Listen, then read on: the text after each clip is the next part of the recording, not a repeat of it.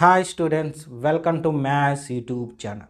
మన ఛానల్ పేరు Srinivas Ekalavya A+ academy. Present ఈ వీడియో నుండి మనం 8th క్లాస్ సెమిస్టర్ 2 టెక్స్ట్ బుక్లోని టాపిక్ స్టార్ట్ చేయబోతున్నాం. సో సెమిస్టర్ 2లో ఫస్ట్ చాప్టర్, పేరుకు ఫస్ట్ చాప్టర్ సెమిస్టర్ 2 అయినా సరే మనకి ఆర్డర్ వైజ్ ఈ చాప్టర్ 8th చాప్టర్ పేరు algebraic expressions and identities. Algebraic expressions and identities మీకు అన్నీ ఈడ కార్డులో మెన్షన్ చేసి ఉంటాను. క్లాసు, చాప్టర్ పేరు, ఈరోజు టాపిక్ ఏంటి. ఇది ఫస్ట్ వీడియో కాబట్టి ఇంట్రడక్షన్. ఇక్కడ మీకు 8th క్లాస్ ఇంట్రడక్షన్ ఎలా ఉందంటే అడిషన్స్ నుండి స్టార్ట్ చేశారు. బట్ దానికన్నా ముందు మీకు కొన్ని టాపిక్స్ తెలిస్తే మంచిదన్న ఉద్దేశంతో మనకి 7th క్లాస్లో ఉండే కొన్ని టాపిక్స్ అంటే ఒక 5 పేర్లు, నేమ్స్, వాటి గురించి ఎక్స్ప్లెనేషన్ ఇస్తాను. ఏమి వేరియబుల్ అంటే ఏమి, కాన్స్టెంట్ అంటే ఏమి, టర్మ్ అంటే ఏమి, ఎక్స్ప్రెషన్ అంటే ఏమి, ఓకేనా, లైక్ టర్మ్, అన్లైక్ టర్మ్ అంటే ఏమి, ఈ 5 మనకి 7th క్లాస్ నుండి తీసుకొని ఇక్కడ ఇంట్రడక్షన్లో పెట్టాను. అదేవిధంగా 8th క్లాస్లో ఉండే ఇంట్రడక్షన్ కూడా చెప్తాను. ఓకేనా, సరే. మనం క్లాస్ స్టార్ట్ చేసే ముందు మీకు నేను చెప్పుకునేదేమి, మన ఛానల్ని తప్పకుండా సబ్స్క్రైబ్ చేసుకోండి. ఫ్యూచర్లో ఎలాంటి వీడియో పెట్టినా మీకు నోటిఫికేషన్ రూపంలో వస్తుంది. అదేవిధంగా ఈ చాప్టర్కి సంబంధించిన అన్ని వీడియోస్, ఇది first video, next second, third, fourth అవి కూడా వస్తాయి. అన్నీ ఒక్క ఆర్డర్లో చూడాలనుకుంటే మాత్రం ఈ వీడియోకి right side 8th class 8th chapter అనే టైటిల్ కనిపిస్తుంది. దాన్ని టచ్ చేస్తే 8th క్లాస్ 8th చాప్టర్లోని అంటే ఈ చాప్టర్లోని అన్ని వీడియోస్ 1 by 1 ప్లే అవుతుంది. ఓకేనా, సరే. ఇంకా క్లాస్ స్టార్ట్ చేద్దామా. ఈ రోజు నుండి 8th చాప్టర్ అయిన algebraic expressions and identities chapter start చేద్దాం. సో ఇది ఫస్ట్ వీడియో కాబట్టి ఇంట్రడక్షన్. ఇది ఇంట్రడక్షన్. మీకు ఆల్రెడీ మీరు 7th క్లాస్లో నేర్చుకొని ఉంటారు. అయినా సరే ఇంకొకసారి తెలుసుకుంటే మంచిది 8thలో కూడా అన్న ఉద్దేశంతో ఈ ఇంట్రడక్షన్ ఇచ్చేది. ఓకేనా, ఎందుకంటే ఇది మన టెక్స్ట్ బుక్లో ఇవ్వలేదు. బట్ నేను ఎక్స్ప్లెనేషన్ ఇవ్వడం ఎందుకంటే మీకు సబ్జెక్ట్ తెలియాలి అని. సరే, ఇక్కడ చూడండి. ఫస్ట్ వేరియబుల్ అంటే ఏంటో తెలియాలి. వేరియబుల్ అంటే ఏమంటే a letter standing for an unknown numerical value. Unknown numerical value. ఇప్పుడు మనం ఇంతకాలం చేసేటప్పుడు ఏదన్నా ఒక వాల్యూ తెలియకపోతే దాన్ని ఎక్స్ అనుకొని వాల్యూ సాల్వ్ చేసి ఆ ఎక్స్ వాల్యూని ఫైండ్ అవుట్ చేస్తాం కదా. అలా ఎక్స్ అనుకునే వేరియబుల్ని, అదే ఆ లెటర్నే వేరియబుల్ అంటాం, ఎక్స్. ఓకేనా, ఎక్స్ ఒకటేనా సార్, ఇంకేదన్నా తీసుకోకూడదా అనే దానికి ఛాన్స్ లేదు. Small letters A to Z ఏదైనా తీసుకోవచ్చు. క్యాపిటల్ లెటర్స్ మాత్రం తీసుకోకూడదు. Only small letters. X, y, z మనం ఎక్కువగా యూస్ చేస్తాం. అదేవిధంగా సమ్ టైమ్స్ మనం టీని యూజ్ చేస్తాం. Tea means time. ఆర్ కూడా యూజ్ చేసి ఉంటాం, గుర్తుందా, రేడియస్. అదేవిధంగా డీని కూడా యూజ్ చేసి ఉంటాం, డయామీటర్ అని. సో ఇవంతా వేరియబుల్స్ అన్నమాట. సింగిల్ లెటర్స్తో ఇంగ్లీష్ లెటర్స్లో ఉండే ఏబిసిల్లో స్మాల్ లెటర్స్ మాత్రం యూజ్ చేస్తాం వేరియబుల్. ఇవి ఎలా ఉంటాయంటే అన్నోన్ కదా కాబట్టి తెలియదు. వాల్యూ కూడా నాట్ ఏ ఫిక్స్డ్ వాల్యూ, ఒక వాల్యూతో ఫిక్స్ అయి ఉండదు. ఫర్ ఎగ్జాంపుల్ మన ఎక్సే తీసుకోండి. ఒక ప్రాబ్లంలో 2 వస్తే ఇంకో ప్రాబ్లంలో 7 వస్తుంది, ఇంకో ప్రాబ్లంలో మైనస్ నెగిటివ్ వాల్యూ కూడా వస్తుంది.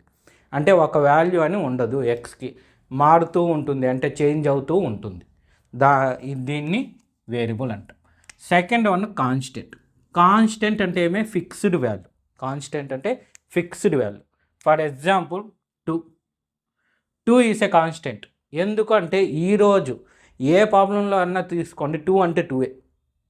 వేరే ప్రాబ్లం మారే కొద్దీ దాని వాల్యూ మారదు. అదే ఎక్స్ వాల్యూ అనుకోండి, ఒక ప్రాబ్లంలో 2 వస్తే ఇంకో ప్రాబ్లంలో 7 రావచ్చు, ఇంకో ప్రాబ్లంలో నెగిటివ్ నెంబర్ రావచ్చు, మరొక ప్రాబ్లంలో ఫ్యాక్షన్ కూడా రావచ్చు, ఇంకో దానిలో రూట్ వాల్యూ కూడా రావచ్చు, ఏదన్నా రావచ్చు. అలా చేంజ్ అయిపోతూ ఉంటుంది. కాబట్టి ఇది వేరియబుల్ అంటే నాట్ ఏ ఫిక్స్డ్ వాల్యూ అని కూడా గుర్తుపెట్టుకోండి. ఎందుకంటే బిట్ ఆన్సర్ అడగచ్చు. ఓకేనా, 1 మార్క్ అడగచ్చు. Variable is a fixed value or not అన్నాడంటే not a fixed value variable. అదే కాన్స్టెంట్ అయితే ఫిక్స్డ్ వాల్యూ. చూడండి 2a, √7 ఎప్పటికీ √7. 10/7 ఇది అంతే. నెగిటివ్ నెంబర్ ఏ నెంబర్స్ అయినా 7.2 పాయింట్ నెంబర్స్ అయినా సరే, ఎటువంటి న్యూమరికల్ వాల్యూ అయినా ఫిక్స్డ్ వాల్యూ, దాన్ని కాన్స్టెంట్ అని పిలుస్తాం. ఓకేనా. తర్వాత మూడోది టర్మ్. టర్మ్ అనేది ఎలా ఉంటుందంటే మనకి కాన్స్టెంట్ అవ్వచ్చు, a constant, variable or product of them. అంటే ఏమంటే ఒక కాన్స్టెంట్, ఈ రెండే కదా, ఇవన్నీ టర్మ్. వేరియబుల్ ఇక్కడ రాసి ఉన్నాం కదా ఎగ్జాంపుల్, ఇవన్నీ టర్మ్సే. లేదా ఈ రెండు combination, for example 7x, 3x², 7xy, ఇలా ఏదన్నా కావచ్చు. ఇలాంటివన్నీ మనకి ఏమవుతుందంటే టర్మ్సే అవుతుంది. అదేవిధంగా 7/2 ఫ్యాక్షన్ ఫామ్ కూడా రావచ్చు. న్యూమరికల్ వాల్యూ ఫ్యాక్షన్గా కూడా ఉండొచ్చు. కానీ ఈ ఎక్స్ అనేది డినామినేటర్లో ఉండకూడదు, ఇలా ఉండకూడదు, గుర్తుపెట్టుకోండి. ఎందుకు అనేది ఇప్పుడైతే మీకు అవసరం లేదు, ఫ్యూచర్లో తెలుసుకుంటారు. ఓకేనా. ఫ్యూచర్ అంటే 9th క్లాస్ 10th క్లాస్ ఆ తర్వాత మ్యాథ్స్ వచ్చినప్పుడు ఆ విషయం తెలుసుకుంటాం. బట్ ఇక్కడ వరకు టర్మ్ అంటే డినామినేటర్లో ఎక్స్ ఉండకూడదు. క్లియర్. న్యూమరేటర్లో ఉండొచ్చు, ఇలా ఉండొచ్చు, లేదా x/3 ఇది కూడా ఉండొచ్చు. ఆ రెండు టర్మ్స్ అవుతాయి. ఇది టర్మ్ కాదు ఇక్కడ వరకు, మీ 8th క్లాస్ వరకు. అదేవిధంగా పవర్లో నెగిటివ్ వాల్యూ ఉండకూడదు. ఇండైరెక్ట్గా చెప్పాలంటే ఈ రెండు ఒకటే. డినామినేటర్లో ఎక్స్ ఉందంటే దాన్ని న్యూమరేటర్కి తీసుకొని వెళ్తే పవర్ అనేది నెగిటివ్ అయిపోతుంది. ఇది ఒక ఫార్ములాని బేస్ అయి ఉంటుంది. ఆ ఫార్ములా వచ్చి 1/a⁴n = a⁻−n. ఓకేనా. మీకు ఈ చాప్టర్లో వచ్చే ఫార్ములా అనేది a⁻−n = 1/a⁴n ఇలా ఉంటుంది. ఎలాగన్నా ఇవ్వచ్చు. LHS RHS అన్నా, RHS LHS మార్చి ఎలా అడిగినా ఒకటే. ఓకేనా. నెక్స్ట్ నాలుగోది ఎక్స్ప్రెషన్ అంటే ఇక్కడ చూడండి, it is a combination of terms combined using the operation plus minus into. అంటే ఇక్కడ ఉండే టర్మ్స్ని ప్లస్ చేసి రాసిన, లేదా మైనస్ చేసి రాసిన, లేదా డివైడెడ్ బై చేసి రాసిన, లేదా ఇంటూ చేసి రాసిన, అవేమి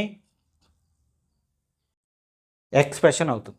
డివైడెడ్ బై ఇవ్వడు. ఎందుకు ఇవ్వడు అంటే ఇదే కారణం, డినామినేటర్లో ఎక్స్ వచ్చేస్తుంది అప్పుడప్పుడు. అలాంటి ఛాన్సెస్ ఉండకూడదని డినామినేటర్ అనే ఆపరేషన్ తీసేశాడు మీకు, ఇంకేం లేదు. సరే ఇప్పుడు చూద్దాం.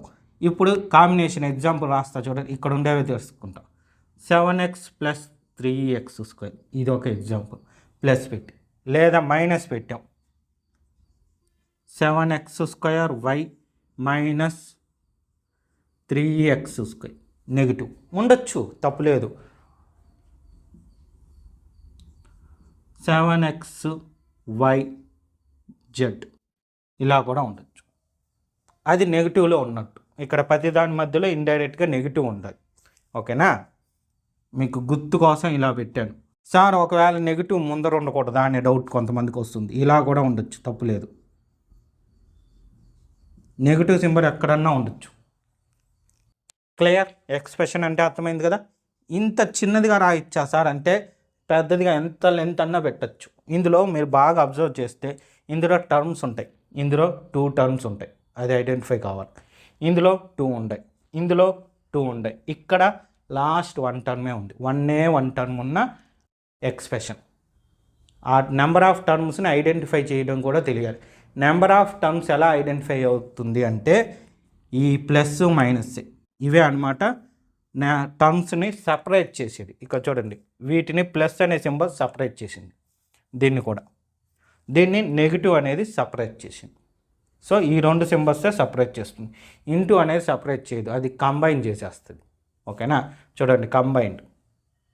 ఇవి కూడా కంబైన్డే, కానీ కంబైన్ చేసి ఎక్స్ప్రెషన్ ఇస్తుంది. కానీ ఇంటూ అనేది కంబైన్ చేసినా కూడా టర్మ్గానే మారుతుంది. కానీ ఆ టర్మ్ను కూడా ఎక్స్ప్రెషన్ అని పిలవచ్చు. ఎందుకు పిలవచ్చు, ఏ విధంగా పిలవచ్చు అనేది మీకు పోను మీకే క్లియర్గా అర్థమవుతుంది. Next last one, factors and coordinates. Coefficients.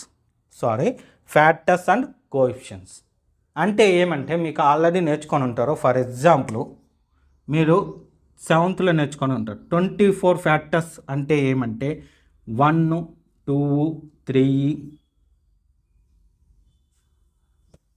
4, 6, 8, 12, 24 ఇవి ఫ్యాక్టర్స్. అంటే ఏ టేబుల్లో 24 వస్తుందో అది ఫ్యాక్టర్స్. బట్ ఇక్కడికి వచ్చేకాడికి కొంచెం చేంజ్ అవుతుంది. ఏం చేంజ్ అవుతుంది? ఫర్ ఎగ్జాంపుల్ ఇచ్చిన ఎగ్జాంపుల్సే తీసుకున్నాం అనుకోండి. 7xy దీని కోఎఫిషియన్స్ అడిగాడంటే అదే ఫ్యాక్టర్స్ అడిగాడంటే 7 ఒకటి x1 y1. అలా కాకుండా 7x² అని అడిగాడు అనుకోండి. ఫ్యాక్టర్స్ అంటే 7x y అంతా సపరేట్ చేసి రాయడమే. x² అంటే x 2 ఉండట్టు, అందువల్ల x,xగా రాస్తాం. ఓకేనా. నెక్స్ట్ 9/2 xyz దీని ఫ్యాక్టర్స్ అడిగాడు అనుకోండి. 9/2 x, y, z ఫ్యాక్టర్స్. ఓకేనా. మళ్ళీ కోఎఫిషియన్స్, ఈ ఫ్యాక్టర్స్ అన్నీ కోఎఫిషియన్సే. వీటిలో 2 రకాలు ఉంటాయి. ఒకటి న్యూమరికల్ కోఎఫిషియంట్, ఇంకోటి నార్మల్ కోఎఫిషియంట్. న్యూమరికల్ కోఎఫిషియంట్ అంటే ఇక్కడ నెంబర్ వచ్చింది కదా, దాన్నే న్యూమరికల్ కోఎఫిషియంట్ అంటాం. Numerical coefficient. ఈ న్యూమరికల్ కోఎఫిషియంట్కి ఇంకో పేరు కూడా ఉంది, జస్ట్ కోఎఫిషియంట్. జస్ట్ అనేది పదం కాదులేండి, కోఎఫిషియంట్ అని కూడా అనొచ్చు. ఓకేనా. అయితే ఇక్కడ బాగా మీరు గుర్తుపెట్టుకోవాల్సింది, వీటిని కోఎఫిషియన్స్ అనకూడదు. కోఎఫిషియన్స్ ఎప్పుడు కూడా న్యూమరికల్ నెంబర్సే ఉంటుంది. ఎక్స్లు, వైలు, జెడ్లు ఉంటే అంటే ఈ వేరియబుల్స్ని కోఎఫిషియన్స్ అని పిలవకూడదు.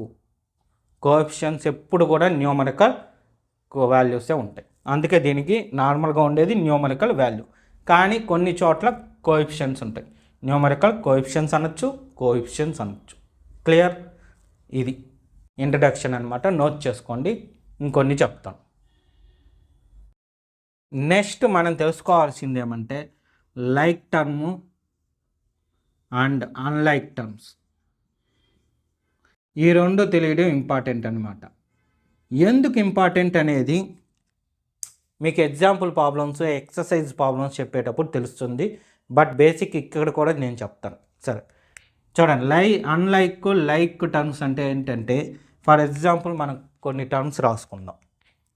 7x 5xy 3x², 9y 3a 5x 13y² plus 5a 9x². So ఇలాంటి టర్మ్స్ కొన్ని ఉన్నాయి. ఇందులో మీరు కాన్స్టెంట్ని మాత్రం వదిలేసి, కాన్స్టెంట్ వాల్యూ ఉంది కదా, దాన్ని వదిలేసి వేరియబుల్ అనేది చూడాలి. సో ఇందులో వేరియబుల్ ఏముంది? ఎక్స్ ఉంది, ఇక్కడ xy ఉంది, x², ఇక్కడ y, ఇక్కడ a x, y², a x². ఇలా ఉంది కదా. ఫర్ ఎగ్జాంపుల్ దీనిలో 7x 5x అంటే ఈ రెండు లైక్ టర్మ్స్ అవుతాయి. లైక్ టర్మ్స్ అవుతుంది.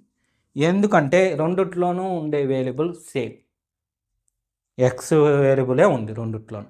న్యూమరికల్ వాల్యూతో మనకి ఇబ్బంది లేదు, అక్కడ ఏమన్నా ఉండొచ్చు. నెక్స్ట్ చూశారంటే 3x², 9x². ఈ రెండు కూడా లైక్ టర్మ్స్ అవుతుంది. ఎందుకంటే ఈ రెండిట్లోనే x² ఉంది.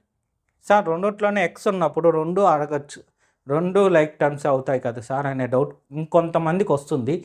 ఈ రెండిట్లోనే ఎక్సే ఉంది. ఓకేనా. వాళ్ళు చెప్పింది 100% కరెక్ట్. కానీ అందులో ఉండే తేడా ఏమంటే దీనికి పవర్ 1 ఉంది, దీనికి పవర్ 2 ఉంది. అది అన్నమాట డిఫరెన్స్. అందువల్ల ఈ రెండిటిని కలిపి మనం లైక్ టర్మ్స్ అనకూడదు. ఏది?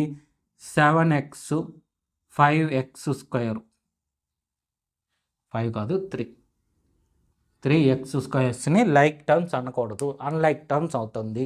ఎందువల్లంటే variable same but powers different. Powers పైన ఉండే వాటిని పవర్స్ అంటాం, ఎక్స్పోనెంట్స్ అంటాం. ఈ పైన ఏదైతే ఉంటుందో ఈ 1 ఉండే ప్లేస్ని ఏమంటాము ఎక్స్పోనెంట్ పవర్స్. మనం ఇంతకుముందు చాప్టర్స్ చూసాం కదా, squares and square roots, cubes and cube roots, వాటిలో ఉండే ప్లేసెస్ అన్నమాట. స్క్వేర్స్ క్యూబ్స్ ఉండే వాటిని ఎక్స్పోనెంట్స్ పవర్స్ అని పిలుస్తాం. ఓకేనా, ఇవి లైక్ టర్మ్స్ అవుతాం. ఫర్ ఎగ్జాంపుల్ ఇక్కడ ఎక్స్ వై ఉంది, దీనికి ఏదన్నా లైక్ టర్మ్ ఉందా? లేదు, సింగిల్ టర్మ్ ఉంది. ఓకేనా, వై 9y, దీనికి లైక్ టర్మ్ ఉందా? లేదు. 3aకి లైక్ టర్మ్ ఉంది, ఇదిగోండి 5a. ఈ రెండు లైక్ టర్మ్స్ అనొచ్చు. క్లియర్? ఈ లైక్ టర్మ్స్ వల్ల యూస్ ఏంటి అనేది కూడా చెప్తానన్నాను కదా. లైక్ టర్మ్స్ని మనం యూస్ చేసి అడిషన్స్ సబ్ట్రాక్షన్స్ చేయొచ్చు. ఓకేనా, అంటే ఇప్పుడు ఈ రెండు చూడండి, ఇక్కడ ఎక్స్లు ఉండే, ఇక్కడ ఎక్స్లు ఉన్నాయి, ఇక్కడ 7 ఉంటే ఇక్కడ 5 ఉంది. టోటల్ ఎంత అవుతుంది? 12x అడిషన్లో యూజ్ చేసాం. అదేవిధంగా సబ్ట్రాక్షన్, ఈ రెండు డిఫరెన్స్ ఎంత? 2a difference. 7 - 5 2, ఎక్స్ ఉంది కాబట్టి 2x డిఫరెన్స్. అడిషను సబ్ట్రాక్షన్ ఈ లైక్ టర్మ్స్ చేయొచ్చు. చాలా మల్టిప్లికేషన్ డివిజన్ చేయకూడదా అని లేదు, రూల్ ఏం లేదు. లైక్ ఇది మల్టిప్లికేషన్స్కి డివిజన్స్కి అయితే లైక్ టర్మ్స్ చేయొచ్చు, అన్లైక్ టర్మ్స్ చేయొచ్చు. ఎలాంటి వాటికన్నా అడిషను సబ్ట్రాక్షను చేయలేం, కానీ ఎటువంటి టర్మ్స్కైనా సరే మల్టిప్లికేషన్ డివిజన్ హ్యాపీగా చెయ్యొచ్చు. లైక్ టర్మ్స్ అన్లైక్ టర్మ్స్ని యూస్ చేసి మనం చేయగలిగింది ఓన్లీ అడిషన్స్ అండ్ సబ్ట్రాక్షన్స్. ఈ రెండిటికి ఖచ్చితంగా లైక్ టర్మ్ అన్లైక్ టర్మ్ ఉండాలి. ఓకేనా, ఇది ఇంపార్టెంట్ అనమాట సబ్ట్రాక్షన్స్. మిగతా వాటికి అయితే అవసరం లేదు. ఇది ఇంట్రడక్షన్, ఇంతకుముందు చెప్పింది ఇది మొత్తం ఇంట్రడక్షను. ఇవి మీరు నోట్ చేసుకుంటానంటే బెటర్ టు నోట్ చేసుకోవడం. ఓకేనా, ఎందుకంటే మన టెక్స్ట్ బుక్లో లేని ఇన్ఫర్మేషన్, ఒక్క ఫ్యాక్టర్స్ అండ్ కోఎఫిషియన్స్ మాత్రం మన టెక్స్ట్ బుక్లో ఉన్నాయి. మీకైతే ఇది లేదు, ఇదంతా 7th క్లాస్ది. బట్ ఇక్కడ అవసరం, మనం తెలుసుకుంటే బెటర్ అని చెప్తున్నాను. ఓకేనా, నోట్ చేసుకోండి నీట్గా. సో చూశారు కదా, ఇదే విధంగా డైలీ వీడియోస్ అప్లోడ్ అవుతాయి. మ్యాక్సిమం 8th క్లాస్ అన్ని చాప్టర్స్ పైన వీడియోస్ చేయడానికే చూస్తాను. ఓకేనా, అయితే ఆ వీడియోస్ అన్నీ మీకు నోటిఫికేషన్ రూపంలో వస్తుంది ఎప్పుడు? మన ఛానల్ని సబ్స్క్రైబ్ చేసుకున్నప్పుడు. అంటే నేను వీడియో చేసి అప్లోడ్ చేశానే అనుకోండి యూట్యూబ్లో, మీకు నోటిఫికేషన్ రూపంలో రావాలి. అది రావడం జరగాలంటే మన ఛానల్ని తప్పకుండా సబ్స్క్రైబ్ చేసుకోండి. అప్పుడే నేను ఏ వీడియో పెట్టినా మీకు మెసేజ్ రూపంలో వస్తుంది. నాట్ ఓన్లీ 8th క్లాస్, నేను ప్రెజెంట్ ఇప్పుడు 10th క్లాస్ వీడియోస్ చేస్తా ఉన్నాను, అవి కూడా మీకు నోటిఫికేషన్ రూపంలో వస్తుంది. బట్ అది మీ బ్రదర్స్ సిస్టర్స్, అంటే మీకు అన్నలు కానీ అక్కలు కానీ ఉంటే వాళ్ళకి యూస్ అవుతుంది. ఓకేనా, మీకు 8th క్లాస్ది యూస్ అవుతుంది. ఫ్యూచర్లో మీకు అవి కూడా యూస్ అవుతుంది. మీకు మ్యాథ్స్కి సంబంధించింది ఎన్నో రకాల వీడియోస్ మన ఛానల్లో అప్లోడ్ చేయడం జరుగుతుంది ఫ్యూచర్లో. ప్రెజెంట్ ఇప్పుడు మీకు తక్కువ వీడియోసే ఉంటాయి, బట్ ఫ్యూచర్లో మీరు ఊహించలేనంత మ్యాథ్స్ అప్లోడ్ చేస్తాను. ఓకేనా, అదేవిధంగా ఈ ఇంట్రడక్షన్ కానీ మీకు బాగా అర్థమైంటే ఈ వీడియోని లైక్ చేయండి, మీ ఫ్రెండ్స్ అందరికి కూడా వీడియోని షేర్ చేయండి. సార్ మాకు వీడియో షేర్ చేయడం తెలియదు సార్ మా ఫ్రెండ్స్కి అనే వాళ్ళ కోసం చెప్తా ఉంటాను. మీ ఫ్రెండ్స్కి చెప్పండి, మీరు కూడా చూడండి. యూట్యూబ్ సెర్చ్లోకి వెళ్ళి Srinivas Ekalavya 8th class 8th chapter అని టైప్ చేస్తే ఈ వీడియోస్ ఓపెన్ అవుతాయి. ఓకేనా, ఓకే, థ్యాంక్ యూ.